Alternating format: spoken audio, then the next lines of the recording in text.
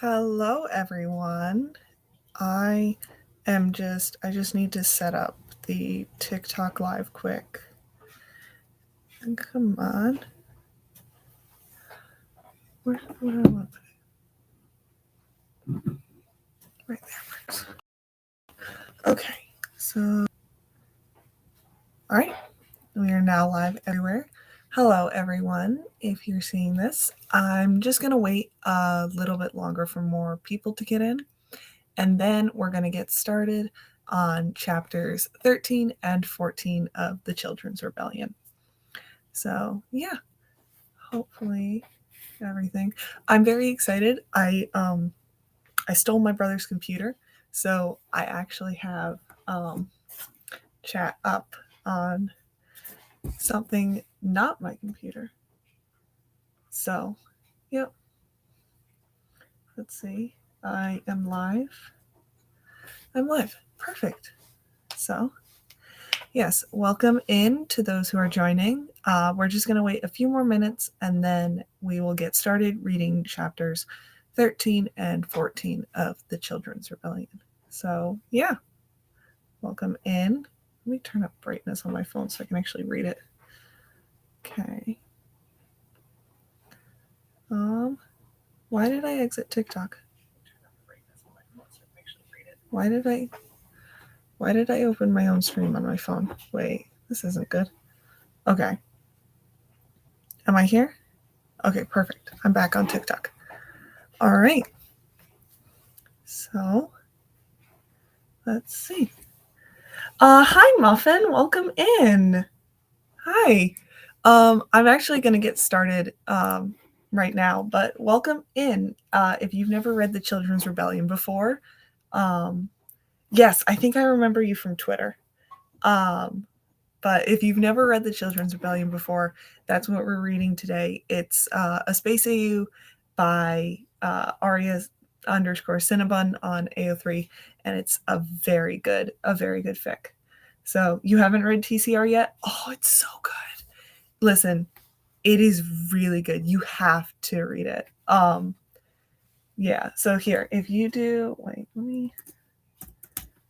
So if you do, yeah. So that's the link to the fic if you want to read it. But it's so good. It's really, really good. So right now, today we're reading chapters 13 and 14. So brief summary of what's happened so far. Tommy is traumatized and he is the only survivor of a genocide. He's the only survivor of a genocide, but no one else knows it except for Purpled, who was also there with him.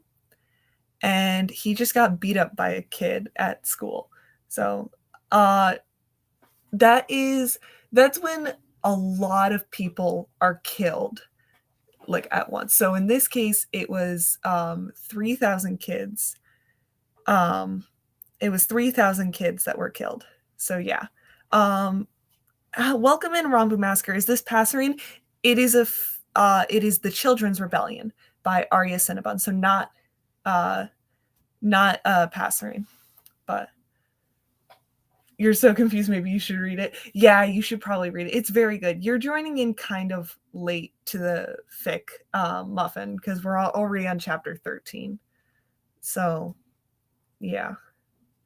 But if you want to read it, go ahead. If you want to just sit and listen and try and catch up that way, you can do that. But I'm probably going to start reading it now. So, yeah, spoiler warning for this now. Okay. All right. I see your streams, but I can never catch them. No, you're all good, Muffin. You're all good. I'm trying to stream once a week over break. So, yeah. Oh, still cool. I wasn't. Yeah, I actually. It's funny, Rumble Masker. I started as MCYT exclusive, viewer, TikToker, and then I moved over to. I added Lose into it. So yeah. You have a week. Yes. So you have a week. All the VODs should be up on my channel currently. on my YouTube channel, Muffin. Let me see if I can get you the YouTube channel link so that you can. Let me get you the playlist link so you can catch up. Where is it? Playlists. Here we go. Cutest, I can't read that, so you're gonna have to keep it in English. All right. Let me. All right. So yeah. So there we go. Copy link. Whoops. Okay.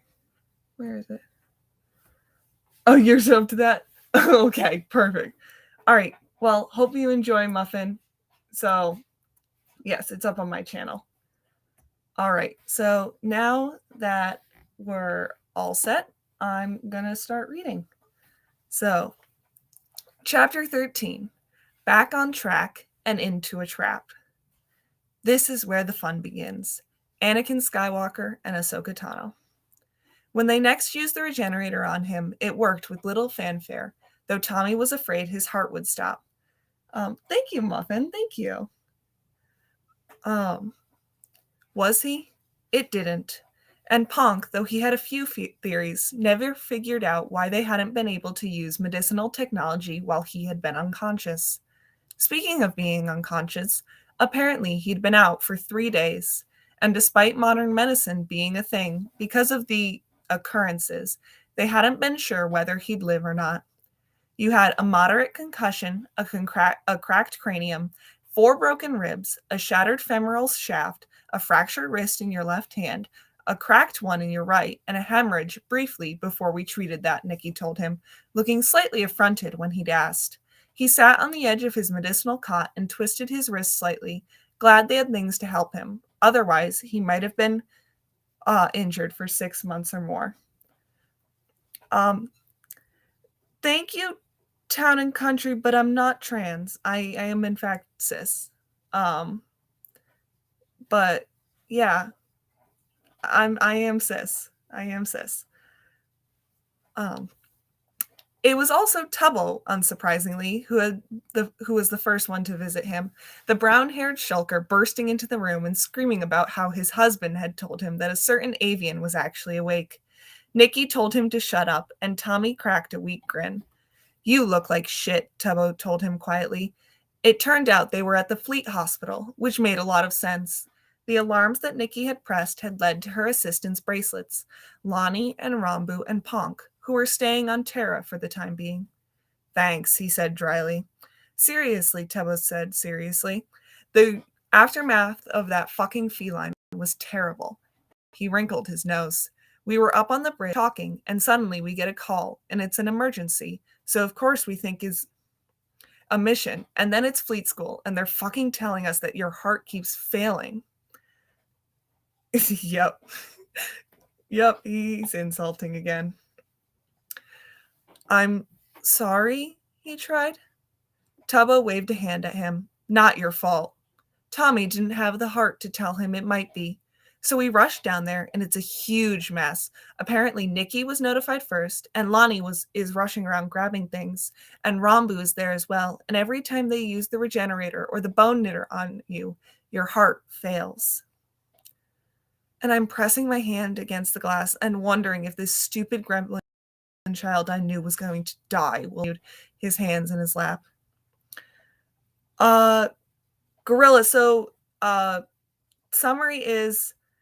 Tommy just got beat up very badly by a kid, and he was in the hospital for 3 days because every time they tried to use technology on him to help him heal, his heart would stop. So he's finally awake, and he's now recovering in hospital. So, and I'm pressing my hand against the glass and wondering if this stupid gremlin child I knew was going to die, Wilbur continued, hands in his lap. Tommy frowned, wondering if he'd always cared like that.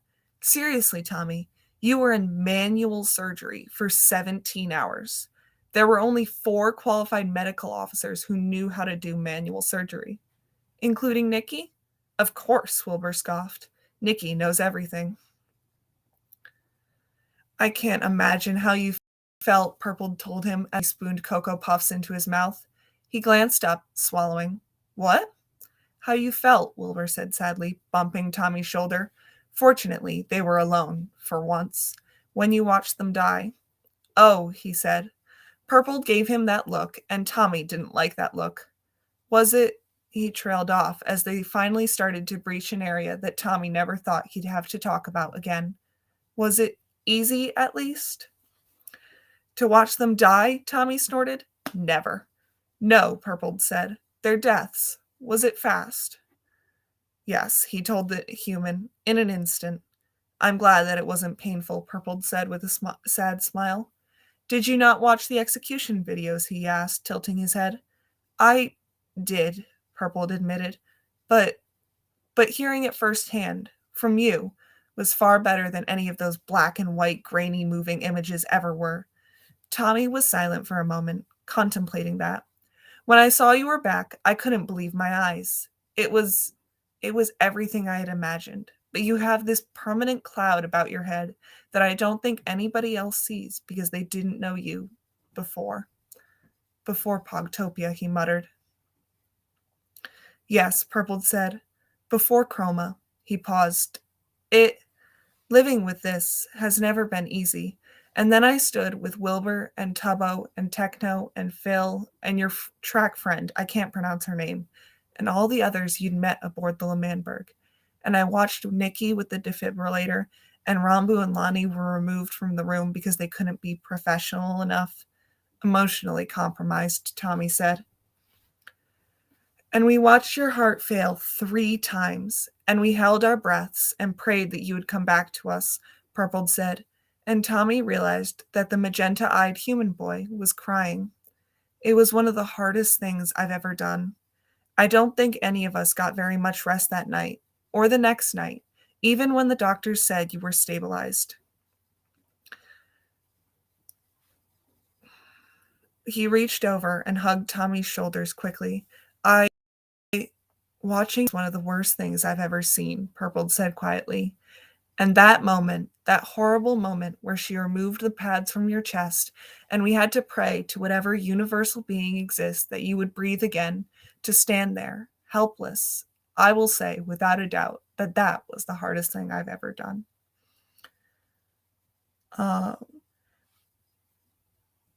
Juniverse, I am reading a fanfic called The Children's Rebellion by Arya_Cinnabon. It's an Origins SMP fanfiction. So yeah, you can find it on AO3. Why didn't you fight back? Techno asked him. Tommy glanced at the pink-haired half-piglin. What? I watched the security footage, Techno told him. You didn't fight back. He gestured at the room. Half of this could have been avoided had you fought back. You wouldn't have nearly died 3 times. Tommy was surprised at the small break in the commander's voice. He hadn't known that Techno cared that much. You didn't even try. Sniff tried harder than you. Sniff? He asked. Yeah, your friend, nerd, Techno snorted, glancing away. The one that Elytrium parents brought up. Tommy frowned. Phil recognized the name. Ah, that made more sense. You just lay there and took it. So what, he said. Now he can't claim self-defense. And you could be dead. So what, he spat out, and Techno recoiled, looking horrified. The half-piglin stalked out, and Tommy did not feel sorry in the slightest, though he was regretful that he'd said that out loud for someone to hear. Phil sat down carefully on the bed as Tommy swiped through his datapad, reading an article on wormholes. It was pretty enjoyable, really. Mate, Phil started.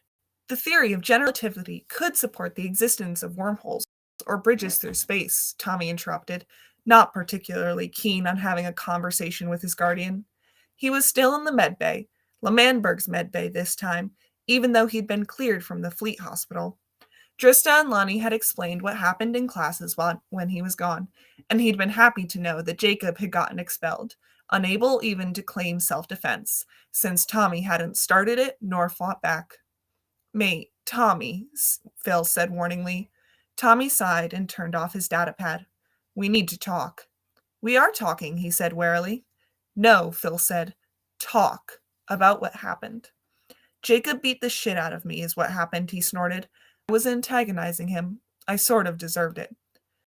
Nobody deserved that, Phil said in a near snarl, and Tommy glanced at him, surprised. Huh, perhaps these guys actually cared. Also, Techno told me what you said. Did you really mean that?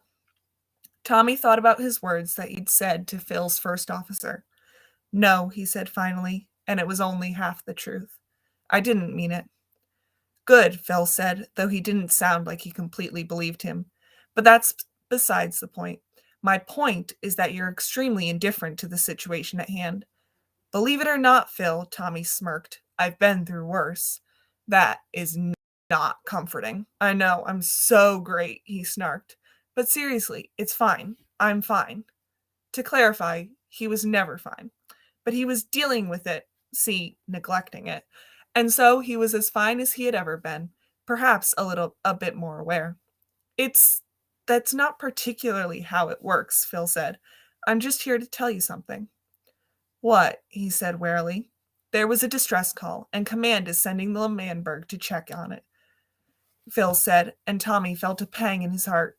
We ship out in 4 hours. Well, fuck. Hi, Cam fam. Welcome to the stream.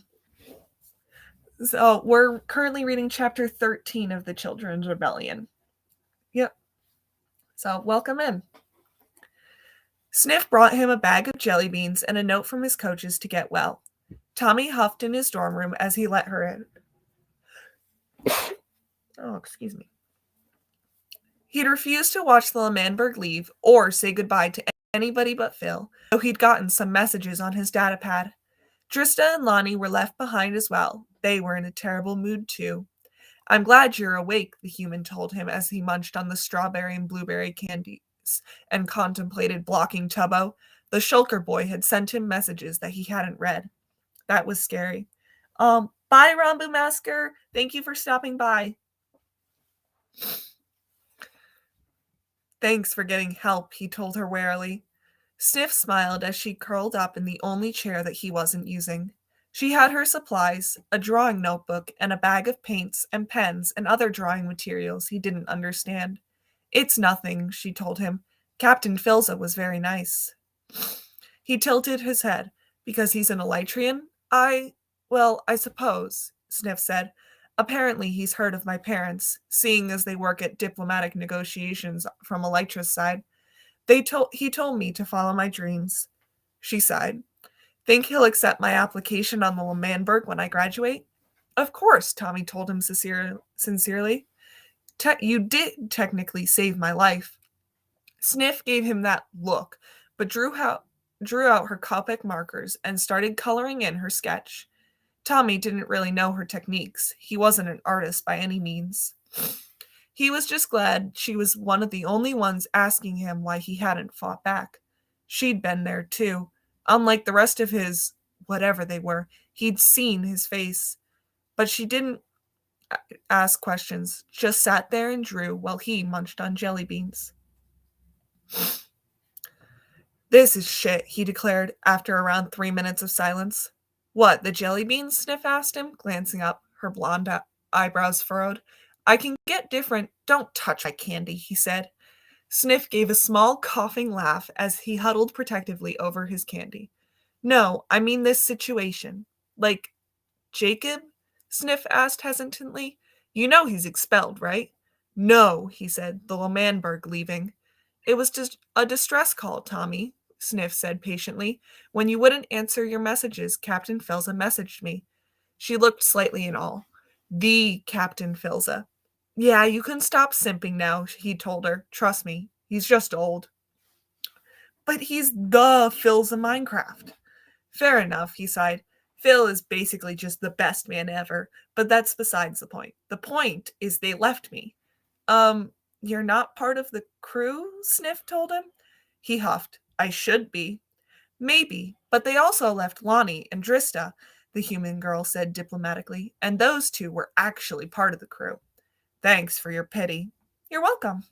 How's track going? Tommy asked, changing the subject. Huh? Sniff said. Oh, it's going fine. She paused, switching out one of her markers. We talked about jealousy and stuff. Aunt and Velvet were worried about you. Tommy, glancing at the get well card on his bedside, made a small noise of agreement.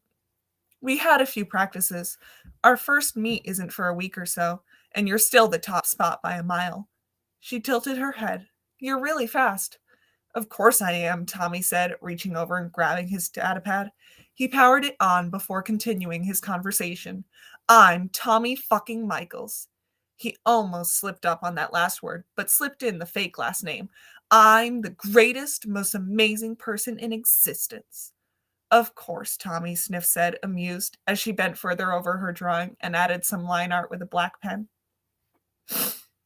Some would call me the coolest person in the universe. He cut himself off as he saw Tubbo's messages.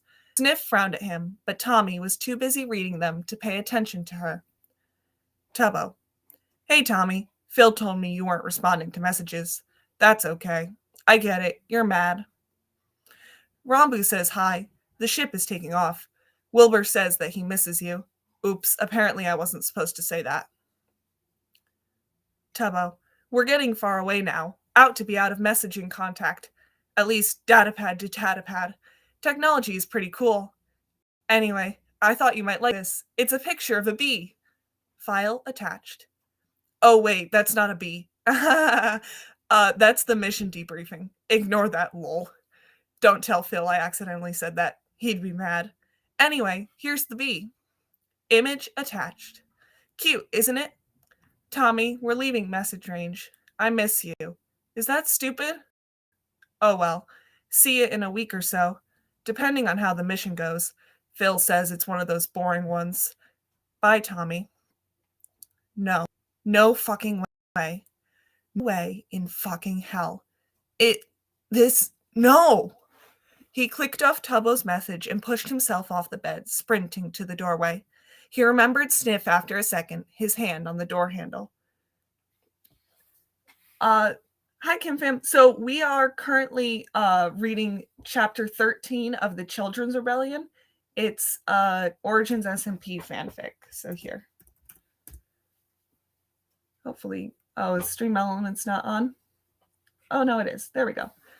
So yeah, so we're reading that fanfic currently, and we're on chapter 13. So, True Gaius Midas, I only speak English, so you're going to have to keep chat in English, please. She looked confused. He hesitated. I have to go save. No corn. I have to go save my ship, he admitted. Sniff stood up, her eyes wide. Is it in danger? She said. Yes, he said. And they're in warp 4 and out of the contact zone, not to mention nobody's going to believe me. I gotta go, Sniff. Yes, right. Okay, she said, and reached into her pocket and withdrew a set of keys. He caught them offhandedly, frowning at them. That's my ship. You're welcome, Kim Fam. You have a ship? My parents bought it for me for my 18th birthday, Sniff explained. I'm not much of a pilot, but I believe you. Go. Okay, he said, and opened the door. Thank you. She smiled at him. Go. He left, sprinting down the hallway with the ship's engine keys firmly in his hands. The stairway pounded as he walked down it and opened the door to ground level, chest heaving and old wounds zinging with pain. He sprinted across campus to the shipyard, where older students kept their ships. Thank fucking goodness for Sniff. He slammed into 2 students as he rounded the corner to the shipyard, nearly falling on his ass. Tommy, what the hell are you doing here? He glanced up to see Drista and Lonnie there, one of them carrying a phaser. Why do you have a gun? That's besides the point, Drista snorted. Aren't you supposed to be in your dorm? I need you to listen to me, he said. I read the briefing. Hold on, you don't have clearance to do that, Lonnie said. Tubbo accidentally sent it to me, he explained quickly. The L'Manberg is in danger, and everyone is going to die if we don't get there in time. There was a moment of silence. What? Drista said disbelievingly. It's a trap, he said. The briefing, the mission, everything is a trap set by the Arachnids, and they're going to kill everyone on the L'Manberg. You can't know that, Lonnie insisted. I can, he nearly shouted. It's the same mission that murdered the HMS Fran. He remembered it, too. The briefing, the message, it was all the same, or far too similar for it to be a fucking coincidence. Okay, Drista said, suddenly serious. You're sure? 100%, he said. How do you plan to send a message? Lonnie asked him, fear suddenly palpable on her face. He held up Sniff's ship keys. I don't plan on sending anything but myself. We're coming with you, Drista announced. Tommy opened his mouth to argue, but the blonde-haired human cut across him. No, this is our family too, Tommy. Our friends. If this is truly a trap, and I think it is, or at least you believe it is, then I'm not going to sit back and let it happen. Tommy snapped his mouth shut. It was exactly something he would have said, something that reminded him of Purple's words. He hated being helpless and forcing Lonnie and Drista to stay while their family, more than he'd ever have, was running into a trap that would kill all of them. That was something he would not do. It wasn't right. Okay, he said. Come on. He would save them. He would save the Children's Rebellion members. They would not die as his father and aunt had. He could prevent this. He just had to be fast. Fast enough. And fucking hell, he was an avian. If he could be fast, if he wasn't fast enough, no, he wouldn't lose another group of friends. They found Sniff's ship soon enough, an L-class fighter of a Lytrian make that, to Tommy's knowledge, could push Warp 5 if need be. He silently thanked Sniff's creator and everything about her, and unlocked it, rushing straight to the pilot's seat. Drista, he said, co-pilot. Lonnie, communications. What about tactical? The blonde-haired girl asked as she sat down dutifully in the seat Tommy had gestured to, glancing at the controls as the hatch slid closed with a smooth hiss. If we need tactical, then the L'Manberg's dead, he said coolly, and Drista swallowed and nodded. Tommy flexed his fingers, put his hands on the unfamiliar controls, and began the process of learning how to fly the ship. Lonnie yelped as they swung left, nearly clipping the wing of a neighboring ship. Internally, he winced. Externally, he was cold and callous, and he needed to save his friends. Fuck, he would not watch them die again. He would not. He would never let that happen again. He didn't know if he could take it twice. Phil was his guardian. Tubbo was his friend. Purple and Rambu were essentially his family. He wouldn't watch them die. He wouldn't. Shouldn't we be getting clearance? Lonnie asked suddenly as the communications crackled. Yes, he said, but we're breaking a lot of rules, and I don't fucking give a shit. Lonnie and Drista had the intelligence not to question him as he held down the lever and they shot into Warp 5, the ship shaking slightly under the pressure. What now? Lonnie said. We wait, Tommy said. It should be about 50 minutes to catch up with them. Every warp level up it's complicated, but square. Yeah. Wait, but they left like 5 hours ago, Drista said, as Lonnie snorted at his poor attempt at explaining warp factor travel. Yeah, but they had to go through the clearance process, he said. Plus, chances are they're actually going warp factor 3.5 or something. We're going to get there in time, right? Lonnie said, curling up slightly. Drista stood up and walked over to the younger girl, hugging her awkwardly. Tommy paused, his heart panging. I can't promise anything, he said, thinking of the promise a family member had made to him 1,000,000 years ago. But we might. Only just. They'd broken that promise, and he had wanted to believe that they would keep it someday. They had never had. So Tommy refused to make promises that he knew he wouldn't keep. How do you even know this is a trap, Tommy? Drista asked him. He sighed. I told you, the HMS Fran took on a similar mission. It was a trap that ended in the death of my dad and aunt and everyone I'd ever known. He swallowed. It got me put in that prison for a while, and the piglins were trapped on that planet for a few months. Yeah, but most missions are secret, Drista said, especially from a civilian. My dad was Captain Sam in his heap deadpanned. Nothing was ever really secret aboard the HMS Fran to me. Two different jaws dropped. Tommy flinched, glancing out the window at the stars that spun fast. This was not really how he wanted to tell him. The Admiral had been right. Seriously? Tristan nearly shouted. What the hell? Yeah, he said. My aunt was Cara Puffy. Damn it, Tommy, Drista groaned, whereas Lonnie looked speechless. Really? He nodded. Fuck. She gave a sort of screaming laugh that was half maniacal and half disbelieving. That sort of explains a lot, actually. Yeah, he said, his throat suddenly thick. I'm surprised you didn't figure it out sooner. The L'Manberg is chock full of mini geniuses. He didn't think about the fact that the L'Manberg would be nothing but a pile of steel in space if they didn't get there fast. It was never recorded that Captain Sam had a kid, Lonnie pointed out warily. It was a 15-year mission, he said. The Vice Admiral back on Earth knows. He showed me his file. My file. It showed a lot of things that have never seen the light of day. Well, I suppose that explains Clementine's odd reaction to you, Drista sighed. I've known her for a while, he said quietly. She was named after my dead sister. You have had a sister? Lonnie asked softly, tilting her head at him, brown eyes surveying him. Drista had just one of those pitying looks that she hated on her face. Yeah, he responded. I never knew her. I was what, 4 or 5? My mom came down with some sort of mania sickness that she died from, and Clementine died with her. He shrugged. Dad built an AI after that, after the sister I could never have. I'm sorry, Drista told him. He laughed dryly. People keep telling me that, you know. I'm sorry. For what? I'm sorry your parents are dead, Tommy. I'm sorry, that doesn't do anything unless you were part of the problem. You guys were toddlers when it happened, and so the dilemma is not with you. Lonnie was giving him a puzzling look. I'm tired of apologies. It is what it is. Life goes on, and then you die.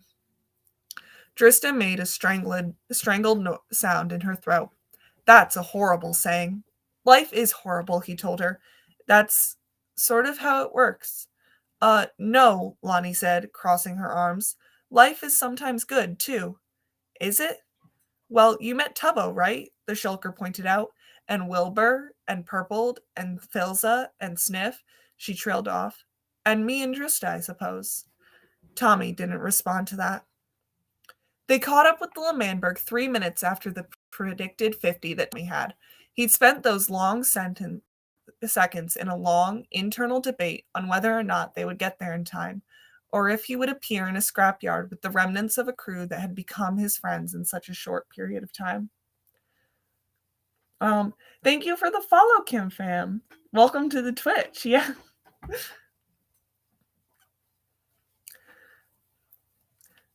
If after everything he had done to save Purpled and Rambu, he would lose them again. If after making new friends, somehow obtaining a guardian for some reason, if after all the problems he had caused and fixed, all the things they knew, they would die as he tried to save them and failed as he had so many times. Yet they made it, and Tommy jumped as he heard the telltale crackles of the public frequency he'd instructed Lonnie to leave open. The girl in question looked up at it, making eye contact with the other 2 passengers as she pressed the transmit button. Hello, she said. This is Lonnie _. Can anyone hear me? There was a bit of silence. What the hell? Fundy! Tommy shouted, springing to his feet, walking over to the communications board and putting his face nearer to the microphone. You need to beam us aboard. Tommy? Lonnie? What the fuck is going on? I'm here too, Drista drawled. Drista? That's besides the point, Tommy said. Fundy, you need to get us aboard the L'Manberg now.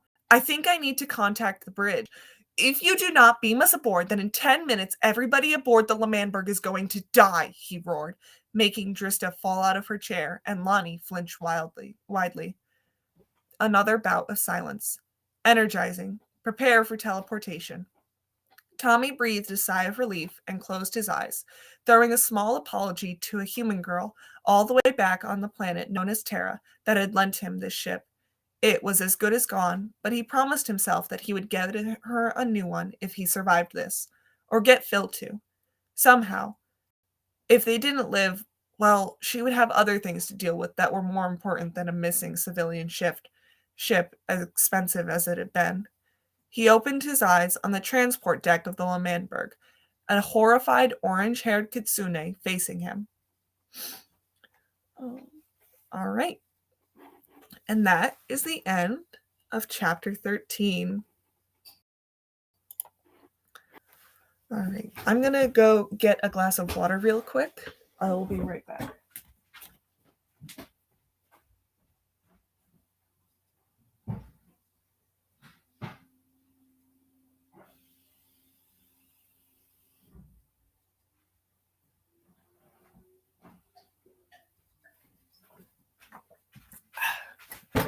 All right.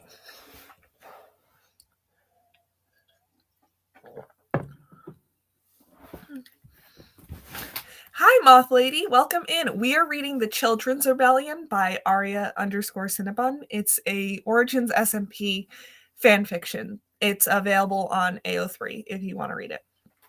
So we're just starting chapter 14 right now. So, yep. All right. Chapter 14.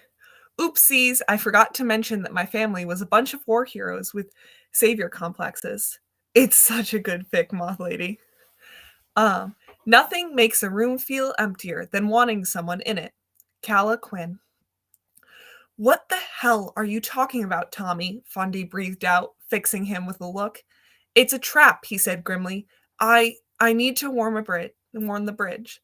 I can calm. No, he shouted. They won't believe you, and I don't have time to argue. I can prove that it's a fucking trap, and I need to do it up there with Clementine and the holograms. Is he okay? Fundy asked, glancing at Lonnie and Drista, who stood behind him. Unfortunately, he's serious, Drista said. I believe him, and the evidence is staggering. Fundy nodded once, and Tommy sprinted past him into the hallway. He didn't draw on his avian abilities. He couldn't risk it. And besides, ever since Jacob, he just hadn't. Hadn't felt like it, hadn't wanted to. The second time using his biology to beat the track kids had been far more manageable and less dangerous than the first. He'd known it would be hard to breathe, and so had held his breath for the 10 seconds it took him to run the length of the track. He skidded to a halt next to the elevator, vividly remembering the code that Sapnap had typed in the first time he had been on the ship, and tapped it in with slightly shaking hands. The lift slid open, and the three of them stepped inside. Dream isn't going to like this, Drista muttered as Tommy paced irritably, the computerized elevator starting its ascent. He ignored her. Clementine, he said, you knew this was a trap. You'll let them go on this mission? Lonnie frowned, glancing at the white steel around her. That information is in my classified records, Tommy, and as such, I cannot speak of them to those who do not hold a clearance. That includes everyone from command. Drista jumped, clearly surprised that the AI had responded. Clementine, Lonnie murmured, a new understanding entering her eyes. Tommy hissed through his teeth. So you knew this was a trap? There was no response. Consider ensigns Lonnie and Drista with clearance to those records, Clementine. Of course, Tommy. Yes, I was aware this was a trap. Unfortunately, it is against my rules to break my coding and override such commands. But don't you care for the crew? He burst out. Of course I do, but commands are commands, and I must stand by them. Even if hundreds die? I am not alive, Tommy. You know that. I do not have the emotions that you beings have. I admit that I would be saddened to see the crew of the L'Manberg gone, but his affection is not something that I am available to have. You said you were glad to see me, he pointed out through clenched teeth, his knuckles white, when we first met after 7 years. You said you were glad to see me. A standard greeting among the living, unless I am mistaken. No, you aren't, Lonnie answered when Tommy squeezed his eyes shut and didn't respond. People say that. Unfortunately, Tommy, you will find that I am nothing like what you imagine your sister could have been. I am an artificial intelligence and nothing tangible. I realize that saying something callous as this may seem harmful to your mental well being, but I must point out that while I was named after your dead sibling, I am nothing like her. I am not a real person and therefore cannot feel emotions outside of the coding that I was given. Tommy felt a tear roll down his cheek as he pivoted away from Drista and Lonnie. Somehow, in his separation from Clementine, he had forgotten. Something in his brain had somehow put the mental picture that Clementine actually cared, that she was an illegal AI, one with feelings and actual thoughts besides lines of code. Of course she wasn't. She was right. Clementine was always right. She was programmed to be correct. He didn't have time to think more than that because the door slid open on the bridge and 5 pairs of eyes met his. Drista? Dream shouted, and he was the first to talk as he nearly leaped out of his chair, green eyes wide. Lonnie? Tubbo gasped. Tommy? Wilbur asked, rubbing his eyes. What? Philza said flatly. It's a trap, Tommy said instantly. You're all going to fucking die if you keep this up with no shields and no warnings. He crossed his arms. Well, here's your warning. This mission is a trap. How do you know? Techno asked instantly, not looking surprised in the slightest, though he couldn't have possibly known Tommy was going to pull this. Because I read the mission debriefing, he said, stepping into the bridge. Tubbo flinched slightly, and Philza swung his head to glare at him. This is a trap, and you're walking right into that. You can't possibly know, Dream started. It's the same damned mission that caused the deaths aboard the HMS Fran, he snapped. The same words, the same situation. It's a fucking trap, and I'm not about to let you walk into that. Tommy rubbed his eyes. I read the transcript that we received aboard the bridge of my ship 27 minutes before Captain Sam Innes and Captain Carrie Puffy drove the ship right into the side of the attacking one. I know it by heart, and believe me when I say it's the same one. But mission briefs aren't for civilians or even the regular crew, Wilbur trailed off. My father was the captain, so I typed in the passcode and read it, he said bluntly. Phil turned sharply to look at him, wings bristling. Your father was Captain Sam Innes? Yes, he said, and my aunt was Puffy. God fucking damn it, Dream cursed. Seriously? That was my reaction, Drista said dryly. We were aboard the lift, and Clementine talked about it. I believe him. I do not believe him, Phil groaned. But I don't not believe him, Phil groaned. But it's hard to accept. Tommy stared at him for a moment. Clementine, he said after a moment, activate hologram 7429. Password is Tommy in it. Shall I skip to the end? He waved his hand, ignoring the confused faces of everyone currently on the bridge. The final moments, please. Of course, Tommy. Hologram? Phil muttered. You don't have clearance to access them, nor know of their existence, he told the captain, watching with his heart in his throat as the motion cameras activated. Dream jumped slightly as the hologram's thin plane covered his controls, changing them to look a lot like Tommy's setup, temporarily integrated at the fueling station. Phil stood up from his seat, and the other remaining bridge members watched in wonder as a light blue, slightly glitchy hologram covered the bridge until it resembled the HMS Fran's bridge, minus the color. Sam? Tommy spun to look behind him, clapping a hand over his mouth as a woman, a feline, stepped out of the lift, wiping tears away from her eyes. Her white, curly hair, now a pale blue in the technological light, fell around her shoulders, and her ears twitched with agitation. It was achingly realistic for a 3D hologram that flickered ever so slightly and radiated cerulean light.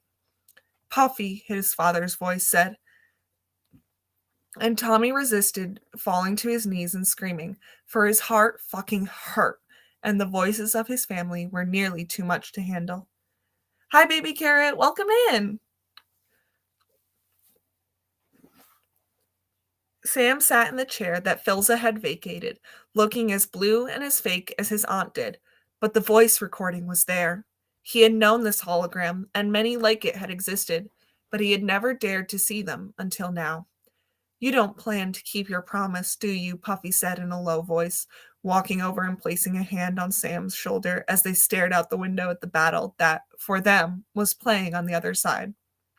Wilbur jumped out of the way to let her, though she would have passed right through the phantom. Sam, you promised your son that you would be okay. That's not what I said, his father responded. I said I would see him again. Puffy was silent, contemplating. Tommy noted the furrow between her eyes that appeared when she was mad. You lied to him. I did not, his father said. I made a choice. Tommy simply inferred based on the information he was given. At his name, about 7 pairs of eyes whipped around to look at him, but Tommy was glued on the envisionments of his family. Are the piglins and hoglins safe? They are on the escape pods, Puffy responded. Techno tilted his head slightly, as are the crew and Tommy. Get your ass and eject them, Sam told her. That's an order. No, Puffy said firmly. Puffy. No, the feline told him. I know what you plan to do. It is what must be done, Sam told her firmly. I'm not saying it's not, Puffy said grimly. I'm just saying that I don't like it. Go with Tommy, Sam told her. Tell him I'm sorry. And in that desperate moment, Tommy knew that his father had tried to make it so he was not alone, so he would not be alone. Puffy was silent. Autopilot is broken, she said, and it wasn't a question. Yes. I estimate a 30% chance at failure should you attempt to follow through with your plan, Puffy told him. Clementine is in her black box, already ejected. You will not succeed. I might. But then it does not matter, for everyone, should you fail, including me and Tommy, will die, Puffy said. She reached over Sam's shoulder and pressed the big red button. The entire bridge crew of the L'Manberg watched as the words "escape pods ejected" flashed across the screen. Tommy could have sworn that he heard his younger self scream, though he doubted it was possible. What are you doing? Sam asked her quietly. Upping their chances, Puffy told him. We must save the piglins and the hoglins. Our crew. Your son. Techno looked away from the scene, the hand on his face, picking at the one of the tusks that protruded from his mouth. He looked deep in thought, though Tommy hardly spared him a glance before looking back at his family. So he will have neither of us. At least he will live. And what if he does not? He had lived, but at what cost? At what cost to his sanity, to the thousands of tears, to the blood that had long dissolved into the earth? He had lived. He had scrambled and fought for a damn place in this universe. It had not been given to him without blood, without sweat, and without tears. He had lived, but his shoulders were 1,000 pounds heavier, and his heart shattered into pieces. Then it could not have been prevented anyway, Puffy said, sitting down in Dream's seat, her seat in this hologram. Manually programming the ship now. She pointed at the operations desk. Go sit over there and type what I tell you to. Tubbo leapt a foot in the air and scrambled away with a small yelp as the hologram of Tommy's father got up from the captain's chair and to his desk. Puffy rambled off some words that Tommy didn't particularly understand or care to hear, and Sam tapped them in dutifully. On my mark, Puffy said, pull the red lever. Sam nodded. Go. Together they pulled their respective levers, and Tommy could almost envision the ship lurching forward, partially on fire, missing of its engines. He could He could remember screaming as it soared towards the arachnid ships, the piglin and hoglin escape pods heading toward the surface of the only nearby planet. The blast was so large that his escape pod had failed, and he'd been dead in space for a different group of arachnids to pick up. Puffy stood up and walked over to Sam, the avian standing up and meeting her halfway, wrapping his arms around her. I'm sorry, Tommy, the avian breathed out, speaking as if he knew that this conversation, this mass observation, would somehow occur in the future. I want you to live. He had not understood. He had been 10, and he had not understood. He did, now. He knew. He knew what they had done, and why they had done it. He did not like it, but God knew he understood why. Puffy was crying, and he knew why, and he knew that if he walked around to the other side of the bridge, he would see his father crying too. But he was glued in place, and he could not. He could not see his father cry, and he could barely stand to see his aunt. "Love you," Puffy whispered, and he startled as her hologram made direct eye contact, as if she too knew that one day that he would be watching. Then there was a loud explosion, and the hologram fizzled out. Last recorded hologram, Terran Wednesday, 11:07. No other recordings have since been made aboard the HMS Fran. "Miss you," Tommy whispered into the emptiness of his heart, Clementine's words doing nothing to help the jolt in his heart. There was no response. There never would be. 7 years ago, his family had passed. "Tommy?" Tubbo asked. Tommy blinked away his tears. Glancing around the room, he noted that they were all looking at him with varying degrees of pity and sadness. Anyway, that's my proof. This is a trap. Put up your fucking shields." Tubbo glanced at Phil, who nodded quickly, his blue eyes shinier than usual. The shulker sat down at his station from where he'd vacated it, getting away from Sam's hologram. Raising shields.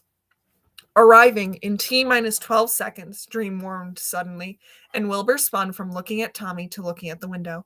He reached out and steadied himself on the wall, Lonnie and Drista on either side of him. 5 seconds. 4, 3, 2, 1. They slammed to a halt in the middle of empty space, a large arachnid ship blocking the light of 1,000 stars. "Shit!" Tubbo screamed, voicing all their thoughts in a singular word. "Drista!" Dream snapped. "Take control of tactical." His sister leaped into action, sitting down in the chair and pressing a few of the buttons. Tommy stood there awkwardly as the bridge paused, waiting for commands from Phil. The arachnid ship fired, and the L'Manberg shuddered. Tommy cursed as he nearly fell on his face, grabbing onto the back of the captain's chair to steady himself. He seized Lonnie's arms before the shulker could introduce her face to the harsh floor, and the girl gave him a weak smile in response. "Shields at 87%, Tubbo called out, a slight tremor in his voice. "Drista, fire back," Phil ordered, somehow maintaining his calm as the bridge moved into a frenzy. Wilbur was shouting orders down the comm at some engineers, explaining the situation, and Techno was tapping rapidly at his table, doing who know what. "Dream, get us out of here. Permission to use full firepower, sir?" Trista asked, brushing a bit of her blonde hair behind her ear. "Permission granted." "Doing so," Trista said. She stared at her screen for a second, and Tommy stumbled again, once more grabbing Lonnie's arm to stop her from falling, as the ship heaved once more. "Phil, Captain, it didn't do anything. The ship is too big. Barely 1% of their shields have been damaged." "Fuck," Phil muttered. "The warp drives are overheating," Wilbur announced, and Tommy felt his heart drop. "Got a call from engineering. They want to know what's going on." Dream cursed rapidly, lifting his hands off the controls. Tommy. "No info," he snapped, his heartbeat loud in his own ears. "They retreated once my dad drove the ship into the side of it. It was never destroyed." "Shields at 43%, Tubbo shouted over the commotion. Grimaced. "What's the nearest planet?" "Nowhere," Techno said. "We're in empty space, 4 light years away from the nearest solar system or planet of any kind." He was deadly calm for the horrifying situation they were in, for which Tommy was glad. If he was going to die, it would not be by freaking out. Phil looked calmer than Tommy had ever felt. "Drista, are the weapons—" "They're not doing much," the human girl cried out, tapping the buttons rapidly. "I'm trying to aim for the weak points, but I have no idea where they are." "Don't ask me," Tommy cried out, as 4 separate people glanced at him. "I was a prisoner, but not a fucking engineer. Besides, this isn't a regular arachnid ship." "Shields at 15%, Tubbo said, voice wavering, and Tommy watched with horror as the red flashes of lasers coming from the arachnid ship made the L'Manberg falter again. "They're tearing through us." "Captain, we're getting a transmission from the enemy vessel," Wilbur said. Tommy watched as the red lasers stopped, the imposing ship stopping in its tracks of destruction. "I've also sent a message to the branches of the ship explaining that we're being attacked and to get to a safe space." Nobody mentioned how if the arachnid ship broke through their shields, it wouldn't matter anymore. Drista, stop firing, Phil said, putting up a hand. Techno glanced up. Phil, stop firing. That's order, Phil said, cutting across his first officer. Drista spun around in her chair and listened to him, her hands rapidly moving across the controls. Tommy watched as the blue lasers from the L'Manberg dwindled, the tactical team relaying the orders. Will, patch them through. Tommy's breath hitched as the window in front of them flickered to reveal the transmission. He'd known this would come. It had come for the HMS Fran too, yet he hadn't been 100% sure. It was the same fucking person. Black, beady eyes, mandibles poking from his lower lip. Nothing could hide the person that had murdered his parents. Not even half of his head plated in metal, and a robotic eye gleaming from his face. Serves you fucking right, Tommy thought imprudently. Captain Filza of L'Manberg, the arachnid drawled, resting his chin on the back of one of his palms. How lovely to meet you at last. I can't say I've ever heard of you, Phil said in a steady voice. Tommy noted that his hands were white-knuckled and clenched. The arachnid's eyes flashed with distaste before he calmed down. I suppose that's a good thing, he murmured. It matters not. I am Merrick Rientz. Still haven't heard of you, mate, Phil said warily. What? Merrick said, drawing back sharply. What of the HMS Fran? Unfortunately, leaving no survivor can do that type of thing. Tommy bit his lip until he drew blood at Phil's words. I destroyed that ship to smithereens. They drove it into the side of your starship and killed themselves. Well, true, but harsh. Semantics. They are dead, and I am not. Merrick's eyes paused on Tommy for a second too long before continuing his scroll across the people on the bridge crew. Quite a party you have here, Captain. What do you want with my ship? Filza asked, ignoring the question. I don't care about your stupid little ship. Merrick sneered. I wonder, do you know anything on the survival of the avians? Filza, to his credit, didn't miss a beat. Didn't their species die out? Oh no, the arachnid purred. See, now you're just lying. His beady eyes landed on Tommy and stayed there. I bet he knows that I know who he is. Tommy jerked slightly. There he goes. It's been a while, Tommy Innes. Don't call me that, he said in a low voice. I hate you. Filza frowned at him, though not because of his words. Techno looked wary. Hate is a strong word. I can't think of anything worse. Actually, wait, I can, Tommy snarled. Motherfucker, dickhead, douche, bastard, a bitch boy, coward, asshole, a fucking joke. You haven't changed a bit, Merrick said, leaning forward in his chair, and Tommy cut himself off. He noted with an internal smirk that Wilbur was hiding a smile behind his hand. You know what the deal is. It's the same one that I asked of your lovely father and aunt. See, look what refusing got them. Freedom? He asked, raising an eyebrow. Merrick hissed in distaste, his mandibles making a really awful clicking sound. Death. One might say that chosen death is another word for freedom, he let out through clenched teeth. You murdered them. They refused to comply with my wishes, Merrick said, and so now the choice falls to you. He turned to Phil. Give me one of the last living aliens, and I won't blow your ship to Kingdom Come. He examined his hand, at the end of which rested a set of sharp talons. Give me Tommy Innes, and you won't be found in the remains of your escape pods like the other members of the HMS Franz were. You have 1 hour. No fucking way, Phil said, but the link had already dispersed. You can't be serious, Tubbos shouted. Absolutely not. Yeah, as much as I pretend to dislike Tommy, that's a no from me, Techno rumbled, his lips peeling back from his teeth to further reveal his lower tusks. Tommy opened his mouth, but Phil cut him off. If the next words out of your mouth are something along the lines of, I'm going, then you can stop right there. He snapped his mouth shut. Yeah, I thought so. Look, Tommy, nobody's going to let you do that. But nothing, Phil said firmly. We'll figure a way out of this that doesn't involve giving away a child to a bloodthirsty leader. He glanced at Tubbo. Can you escort him to his room, please? I want to stay, Tommy said weakly. No, Phil said. You're not supposed to be on this ship anyway. He raised an eyebrow. I appreciate everything. I really do. But you stowaways need to back off for a bit. Dristam made to get up, but he waved her down. Not you. I need you at the tactical deck. Why do I have to go? Tubbo protested. Because Tommy's more likely to listen to you than any of us, Wilbur said dryly. So fucking tell him to stop being self-destructive. Well, that hit a bit too close to home. Tubbo wandered over, grabbing Tommy's hand and dragging him into the lift, his sister following after a second thought. Tommy managed to see Phil walk over to Techno and point at something on his datapad before the door slid shut. Why are you here, Lonnie? Tubbo asked, sounding exhausted. You were going to die, his sister said coldly. Nikki's going to kill me. Too bad we're going to die anyway, Tommy muttered. Tubbo glanced at him. Come on, man. You don't like this choice any better than I do. They have all the advantages. Chances are they'll take you prisoner and blow us all to Kingdom Come anyway, Tubbo pointed out dutifully.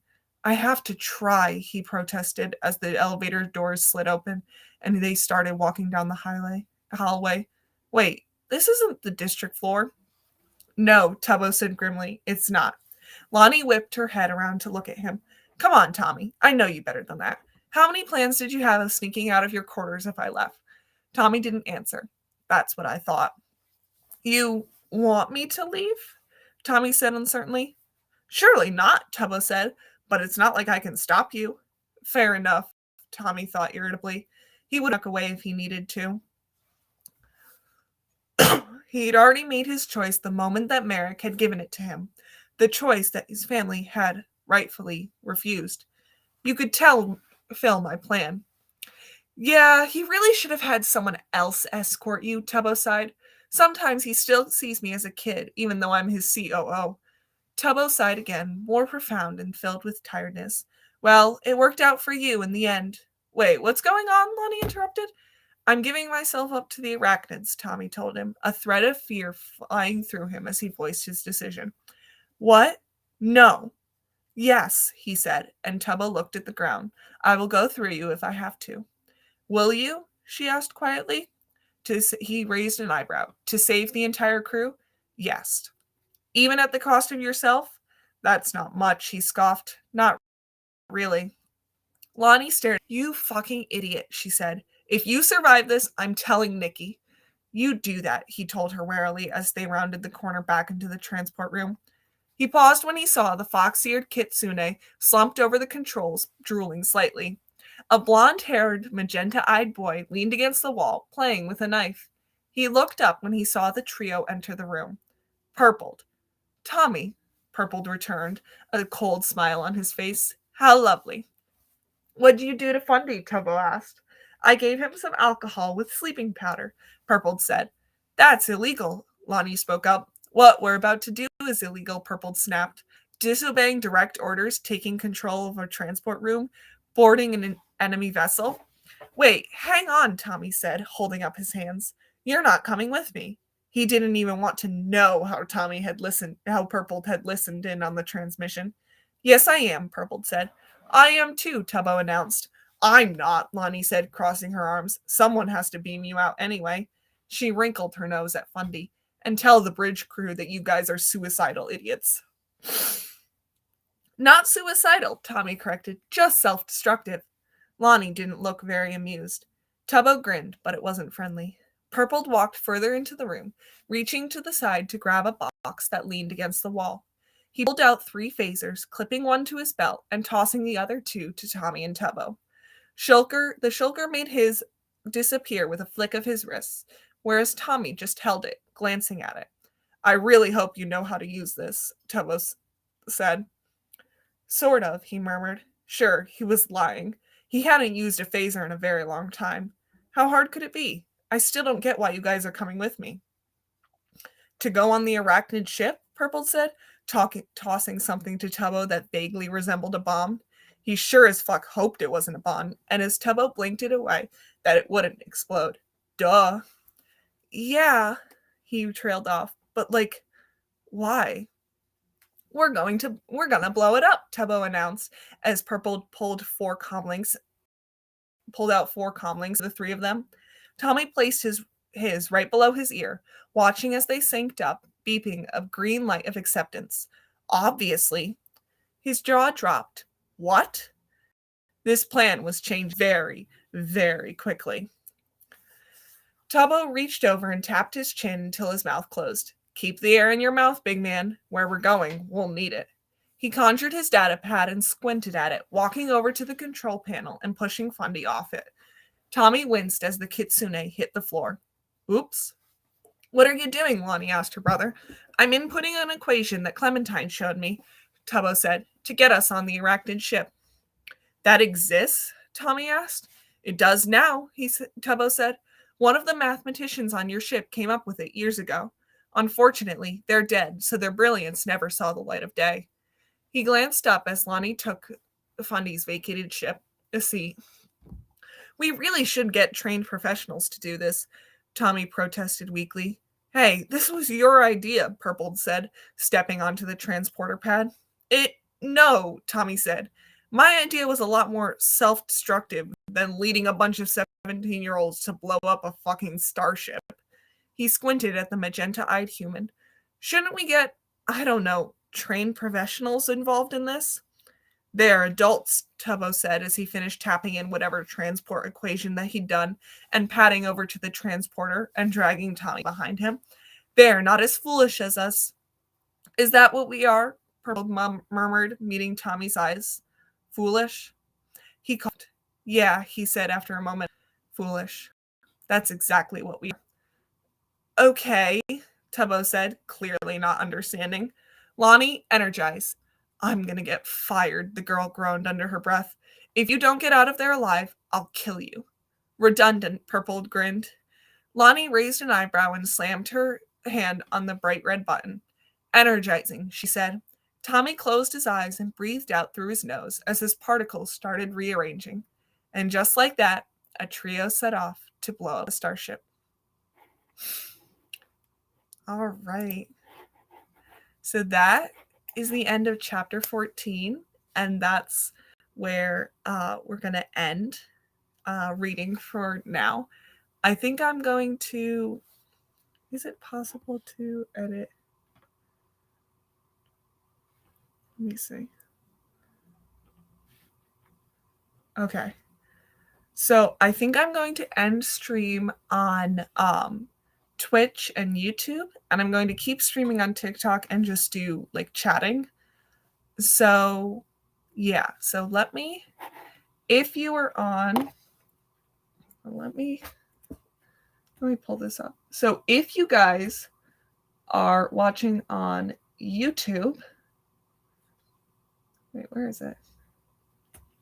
Okay, so if you guys are watching on YouTube, I want you guys to come over to Twitch so that we can raid someone. So I'm going to just quickly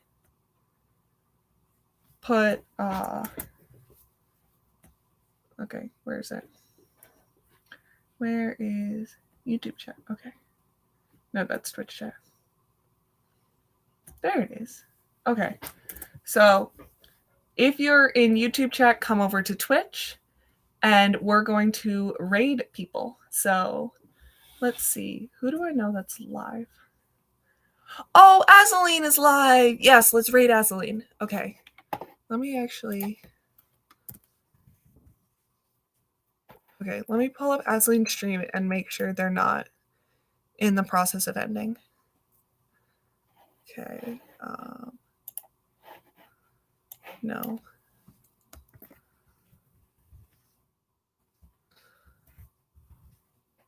Problem with using my brother's computers. I have to re-sign in to Twitch. No, I don't want to save it. Let me stop sharing that. Okay. Why are they asking me for a verification code?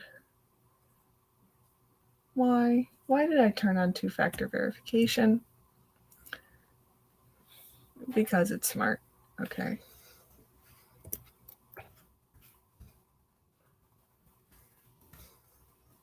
Okay, perfect. So let me make sure Azaleen isn't in the process of ending. No, they've only been live for 30 minutes. Okay, so we're going to read Azaleen, and I want you guys to give them a bunch of love. And yeah, so let me see. All right. So goodbye, people who are watching on Twitch or YouTube, and I hope you guys have fun in Azaleen's chat. So yeah. All right.